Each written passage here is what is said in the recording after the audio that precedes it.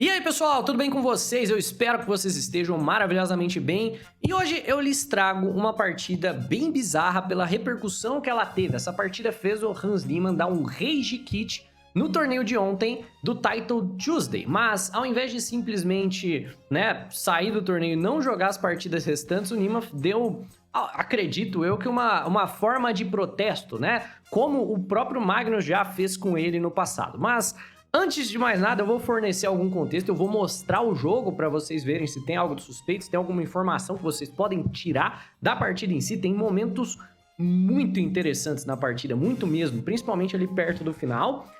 E depois eu vou mostrar o que aconteceu e, bem, deixo totalmente para vocês tirarem as próprias conclusões.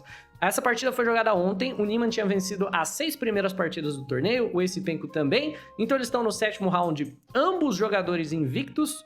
E vamos lá, o Esipenko pega as brancas contra o Niemann e joga peão em D4. Vem cavalinho F6, a defesa índia, certo? Controlando o ponto E4. C4 expande lateralmente aqui na ala da dama, pega bastante espaço. E E6 é o que a gente chama de convite para jogar em Índia. Basicamente as pretas estão dizendo, olha, 2 peões no centro do tabuleiro é bom, mas 3 é demais. Se você jogar cavalo C3 preparando para jogar E4, eu vou cravar o teu cavalo para não deixar você jogar.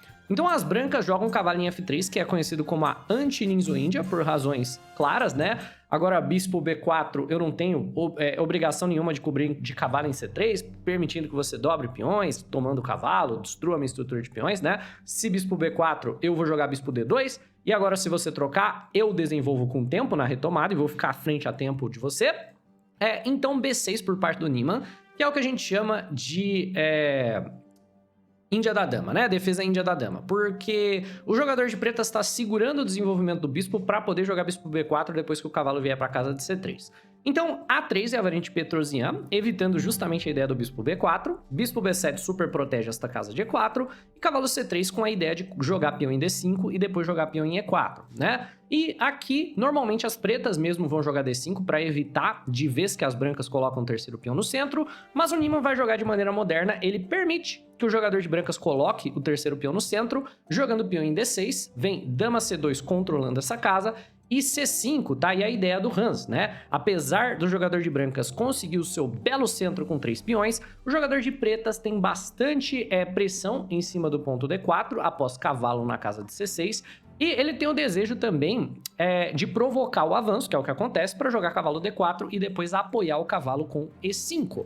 Nessa posição, não é obrigatório tomar o cavalo, muita gente só volta a dama para casa de D1, já que a dama está atacada, mas o Esipenko decide capturar o cavalo, vem peão toma chutando o cavalo de C3, cavalinho E2 e E5 para manter, claro, este peão defendido. Então, temos uma posição aqui bem curiosa, né? Eu estaria muito feliz de jogar de pretas, honestamente, porque o jogador de pretas tem um peão passado, e isso costuma ser uma garantia bacana pro final de jogo. Ele não teve que abrir mão de nada para isso, né? Ele ainda tem um par de bispos, mesmo como as brancas têm. Então, eu diria que da abertura, as pretas aqui estão numa posição bem bacana.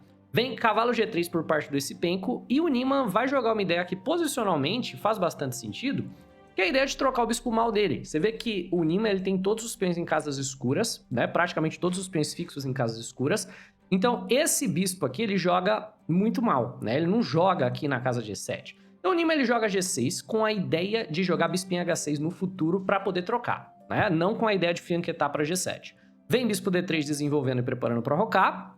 Ao invés de jogar bispo G7 e roque, né? O Niemann joga H5 para preparar bispo H6, que é uma ideia tradicional em muitas linhas, né?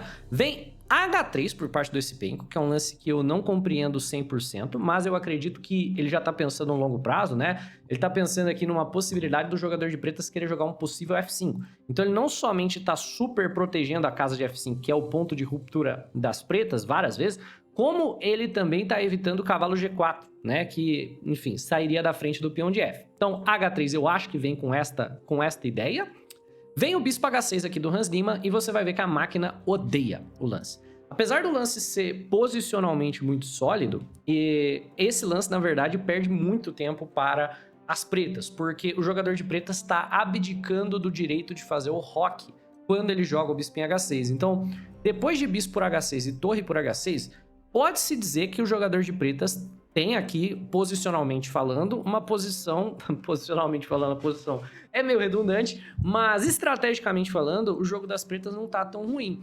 O problema é a tática, né? Porque nesta posição, o rei das pretas ainda tá no centro e as brancas têm maneira de romper o centro muito velozmente, né? Então vem dama D2 com tempo na torre, a torre volta para H8, roque, e 2 rupturas estão disponíveis para as brancas e ambas rupturas podem ser jogadas de maneira bem célere, né? Você tem o F4 que rompe por aqui abrindo o centro do tabuleiro e você tem também o C5, que é uma outra ruptura bastante interessante.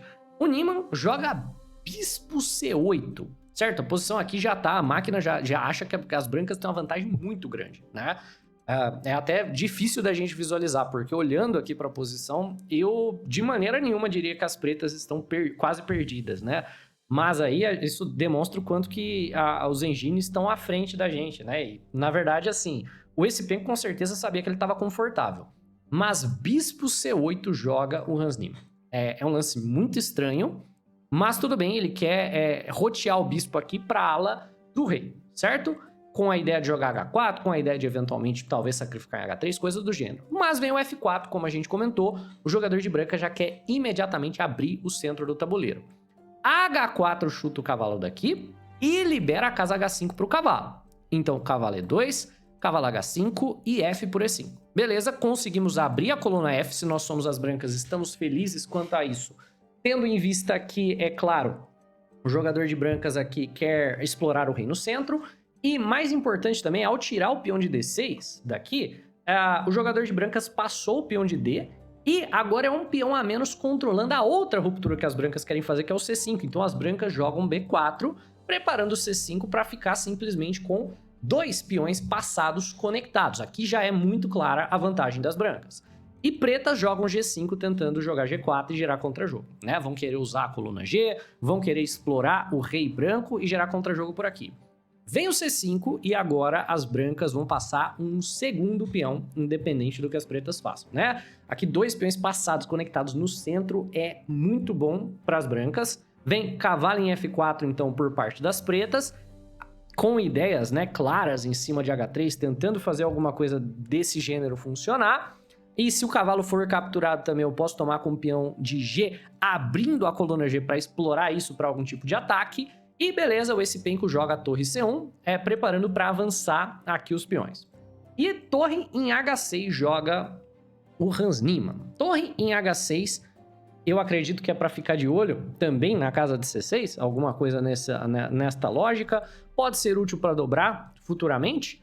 Bispo C4 joga aqui o André Esse-Penco, que é um lance muito, muito profundo. Bispo C4, ele tá vendo uma ideia que ele vai executar muito legal, que é a ideia de eu ficar de olho na torre em A8. Porque depois de peão em D6, essa torre tá quase presa, quer você queira, quer não. Então vem o A5 tentando romper esta bela cadeia de peões e abrir a coluna A para gerar contra-jogo. Peão em D6 por parte das brancas, liberando a casa de D5, né? Para o bispo ocupar. E rei F8. Eu não tenho certeza por que o Niemann jogou rei F8. Eu não acho que o rei tá mais seguro em F8. Me estranha muito esse lance, porque se coloca na coluna F, mas com certeza tem alguma ideia que eu não consigo compreender completamente. E agora vem bispo D5 do André Esse-Penco. E esse bispo aqui, ó, é meio que uma isca. Se você toma o bispo, você traz mais um peão para esta bela massa de peões aqui que as brancas estão formando. Mas se você não toma o bispo, tem um tático muito interessante, porque o Niemann decidiu jogar torre D8. E agora já é o momento que eu quero que você pause o vídeo e veja se você é capaz de encontrar por conta própria qual é a tática vencedora, tá? Para você aí, né, que tá pensando, vou deixar você pensar enquanto eu faço aqui um pequeno merchan que te interessa. Para você aí que tá pensando em comprar material em xadrez, fala assim, nossa, eu queria um tabuleiro de xadrez, peça artística, assim, um tabuleiro de campeonato, de madeira, desses que vai durar a vida inteira, que eu posso usar até mesmo de decoração. Aba Produtos você encontra, de alta qualidade. Você que tá pensando, nossa, como eu queria levar os meus estudos de xadrez mais a sério, eu gostaria de comprar alguns livros de xadrez, tem também na aba Produtos, tem toda a coleção do Kasparov, que é a coleção dos meus grandes predecessores, na qual ele conta a história de todos os campeões mundiais, analisa as melhores partidas deles. Você também vai encontrar toda a linha do xadrez vitorioso do Yasser Serouan, para você que quer aprender final de jogo, estratégia, tática, tem tudo lá, tá bom?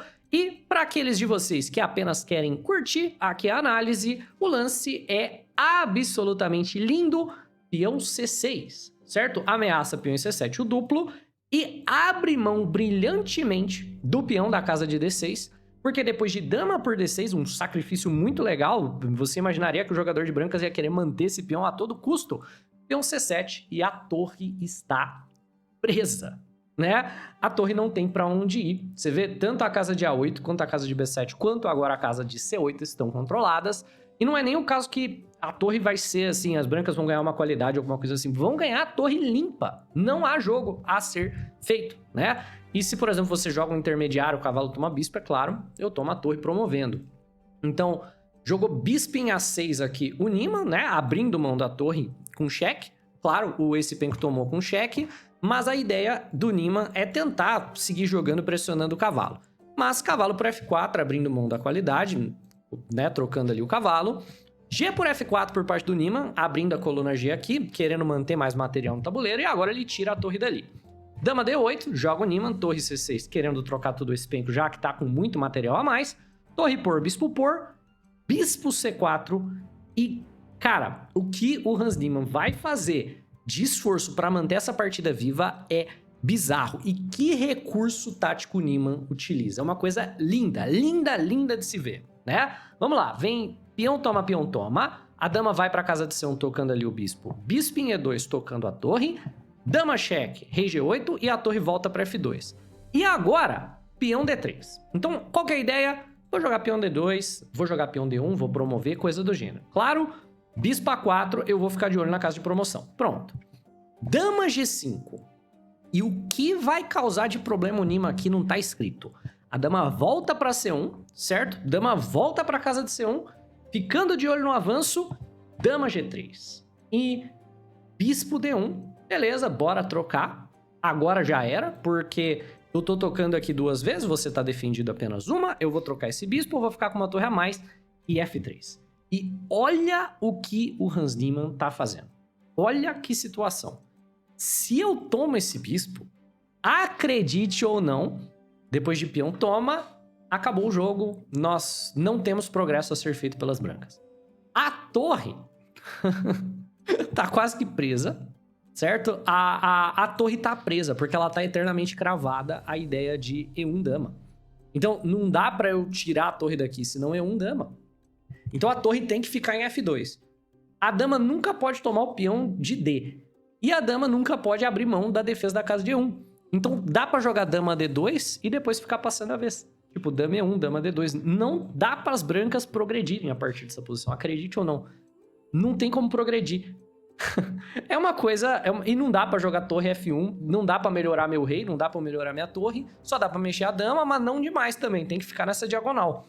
Então, aqui o jogador de pretas fica passando a vez com o rei. As brancas ficam passando a vez com a dama. Então, o Niemann ainda gerou muito problema aqui. Mas o esse penco joga dama D2. Eu não vou tomar esse bispo. Olha que situação. Dama G6. E aí o esse penco fala, quer saber, eu tô com uma torre inteira a mais, né? Eu vou tomar em F3, eu vou entregar a qualidade, porque aqui você vai tomar minha torre, certo? E eu tô ganhando a qualidade e os peões. Bispo toma, e aqui acabou, né? Porque eu tô com dama e bispo e você só com a dama, e aí beleza, o Hans Niemann abandona a partida, acontece. Nem foi uma partida super, mega, ultra precisa, né? 100% de precisão, que a gente imaginaria para dar a razão aqui para algum tipo de reação, né? Na verdade, 90% a 84%. Mas o que acontece? Por que eu tô trazendo isso daqui, né? Você já sabe que o Niemann deu rage kit aqui no campeonato, né? Eu já te falei. Bora dar uma olhada nas partidas que ele jogou depois. Tinha ganhado todas até agora, né? Então vamos lá, só Hans Niemann, né? Ó, Hans Smoke Niemann. Ele tava ganhando todas até essa do esse penco, ó, ganhou de brancas, né? Ganhou do Bortnik, ganhou do Martirosian. E agora ele perdeu pro esse penco, beleza. Aí ele foi jogar contra o Andrake. O que aconteceu? E4, E5 e o Niemann deixou o tempo acabar. Ah, é outra coisa. A partida que eu acabei de mostrar, o Nima não desistiu não, tá? Ele deixou mais de 1 minuto no relógio correr. Aqui, ele jogou E4 e esperou 5 minutos até o tempo acabar. Beleza, vitória do Dmitry Andrake. Na outra partida, ele nem jogou nada, ele só desistiu. Veio o cavalo F3 aqui do Gleb e o Nima desistiu. Olha só, 100% de precisão aqui do Gleb, né? Partida bonita. Então, cara, e é o mesmo protesto que o próprio Magnus Carlsen fez contra o Hans Niemann, né? Quem lembra lá da polêmica que o Magnus ele fez um lance e abandonou a partida jogando contra o Hans Niemann quando teve que jogar depois de toda aquela polêmica que o Niemann tá fazendo. Eu leio isso, né, como uma acusação de trapaça para cima do Esipenko, né? A minha leitura dessa situação é como se fosse uma acusação de trapaça. Não Nada foi dito abertamente, né? Eu procurei, eu não achei, mas é uma situação muito estranha que eu posso estar interpretando de maneira correta ou incorreta. Eu estou postando aqui com as informações que eu tenho para que vocês tirem as suas conclusões também. Ah, eu espero muito que todo mundo aí deixe um comentário com opinião. Eu vou com certeza ler todos e vamos discutir aí o que aconteceu, mas que situação estranha, né? Dito isso, tá aí a partida. Se curtiu, deixa o like, se inscreve. Um abraço e até a próxima. Tchau, tchau.